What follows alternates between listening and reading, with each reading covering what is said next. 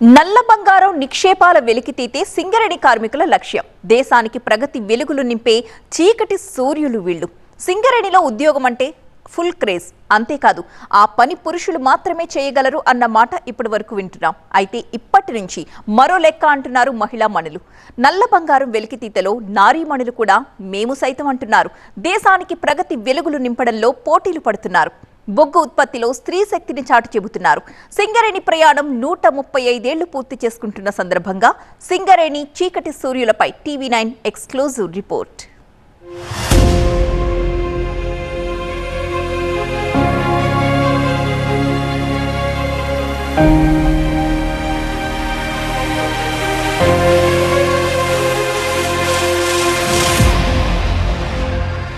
ఒకే కుటుంబం, ఒకే లక్ష్యం, ఒకే గమ్యం. ఇదే సింగరేణి కార్మిక సంస్థ స్ఫూర్తి నినాదం. 135 ఏళ్ల ప్రగతి ప్రయాణంలో ఎన్నో ఒడిదుడుకులు ఎదుర్కొన్న సింగరేణి కార్మిక సంస్థ దేశానికి ప్రగతి వెలుగులు నింపుతోంది. ఇప్పుడు నల్ల బంగారం నిక్షేపాల వెలికితీతలో నారీమణులు సైతం మేము సైతం అంటున్నారు. సింగరేణి ప్రగతి ప్రయాణం ఏ విధంగా సాగుతుందో ఇప్పుడు ఒకసారి చూద్దాం. సింగరేణి దేశంలోనే రెండవ అతిపెద్ద కార్మిక రంగ సంస్థ. ఇది 135 ఏళ్ల క్రితం అంటే 1889లో హైదరాబాద్ డెక్కన్ కంపెనీ లిమిటెడ్ ఆధ్వర్యంలో బొగ్గు తవ్వకాలు ప్రారంభమయ్యాయి. 1920 డిసెంబర్ 23వ తేదీన సింగరేణి క్యాలరీస్ లిమిటెడ్ కంపెనీగా ఏర్పడింది. అంటే ఈ సంస్థ సింగరేణిగా రూపాంతరం చెంది 106 ఏళ్లు పూర్తయింది. అప్పటి నుంచి అంచెలంచెలుగా విస్తరించిన సింగరేణి ప్రస్థానంలో ఎన్నో ఒడిదుడుకులు, ఎన్నో విజయాలు చెరగని జ్ఞాపకాలుగా నిలిచాయి. సింగరేణిలో ఉద్యోగం అనేది ఇప్పుడు ఫుల్ క్రేజీ జాబ్. కానీ అండర్ గ్రౌండ్లో విధులు నిర్వహించాలంటే గట్స్ ఉండాలి. నల్ల బంగారం నిక్షేపాలు వెలికి తీసే కార్మికులు వారి ప్రాణాలు పణంగా పెట్టి నల్ల బంగారం నిక్షేపాలు వెలికి తీస్తూ దేశానికి ప్రగతి వెలుగులు నిర్వహిస్తుంటారు. అయితే లోపలికి వెళ్ళిన తర్వాత ఏ విధంగా విధులుంటాయి, ఏ విధంగా భద్రతా ప్రమాణాలు పాటిస్తూ అండర్ గ్రౌండ్లో నల్ల బంగారం నిక్షేపాలు వెలికి తీస్తుంటారు. ఇప్పుడు మనం లోపలికి వెళ్ళి చూద్దాం.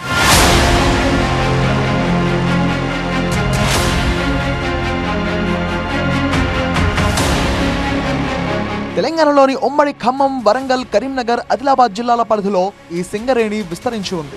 అపార బొగ్గు నిక్షేపాలు కలిగిన ఈ ప్రాంతంలో నిరంతరాయంగా సింగరేణి ప్రస్థానం సాగుతోంది. సింగరేణిగా రూపాంతరం చెందిన తర్వాత దినదినాభివృద్ధి సాధిస్తోంది. ప్రస్తుతం రాష్ట్ర వ్యాప్తంగా 2400 గ్రౌండ్ మైన్స్, 22 ఓపెన్ కాస్ట్ గనుల్లో బొగ్గు నిక్షేపాలు వెలికితీత కొనసాగుతోంది. ప్రతి ఏటా 72 మిలియన్ టన్నుల బొగ్గు ఉత్పత్తే లక్ష్యంగా సింగరేణి సంస్థ పరిగెడుతోంది. Under ground mines, open cast గనుల్లో కలిపి 42,000 మంది విధులు నిర్వహిస్తున్నారు.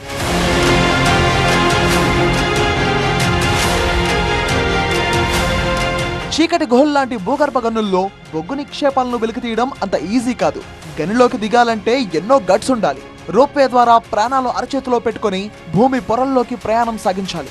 గని లోపల బ్లాస్టింగ్, కోల్ కటింగ్, క్లీనింగ్, ఇతరత్ర పద్ధతులతో తవ్విన బొగ్గును ఉక్కుపెట్టెలో నింపుతారు. ప్రత్యేకంగా ఏర్పాటు చేసిన టబ్బుల ద్వారా బొగ్గును బయటకు తరలిస్తారు. ఈ పనులన్నీ చేయాలంటే ఎంతో సాహసం, ధైర్యం ఉండాల్సిందే. దేశానికి ప్రగతి వెలుగులు నింపుతున్న సంస్థ సింగరేణి. అండర్ గ్రౌండ్ మైన్లో బొగ్గు నిక్షేపాలు వెలికి తీయడం అనేది అంత ఆషామాషి కాదు. సింగరేణి కార్మికులు వాళ్ళ ప్రాణాలు పణంగా పెట్టి లోపల అండర్ గ్రౌండ్ మైన్లోకి దిగి బొగ్గు నిక్షేపాలు వెలికి తీస్తుంటారు. అయితే అండర్ గ్రౌండ్ మైన్స్లో బొగ్గు నిక్షేపాలు వెలికి తీసే కార్మికులు ఏ విధంగా వాళ్ళ స్వేదాన్ని చిందిస్తూ బొగ్గు నిక్షేపాలు వెలికి తీస్తుంటారు, అండర్ గ్రౌండ్ మైన్లో ఏ విధంగా ఉంటుంది, లోపలికి వెళ్ళి ఏ విధంగా వాళ్ళంతా విధులు నిర్వహిస్తుంటారు, లోపల ఏ విధంగా భద్రతా ప్రమాణాలు పాటిస్తుంటారు చూద్దాం.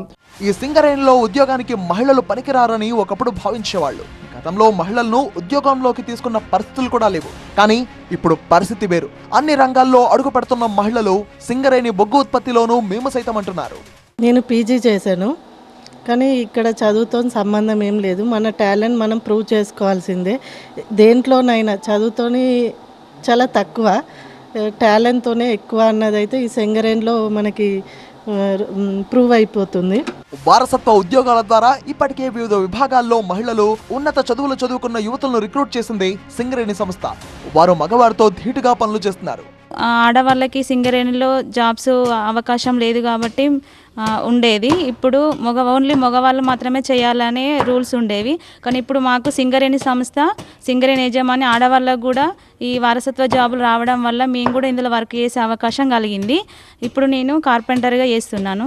గని లోపలికి వెళ్లి బొగ్గు తవ్వడం మినహా 9 విభాగాల్లో మహిళలు పనిచేస్తున్నారు. రాబోయే కొద్ది రోజుల్లో మహిళలకే ప్రత్యేక గని ఏర్పాటు చేయబోతుందట సింగరేణి సంస్థ.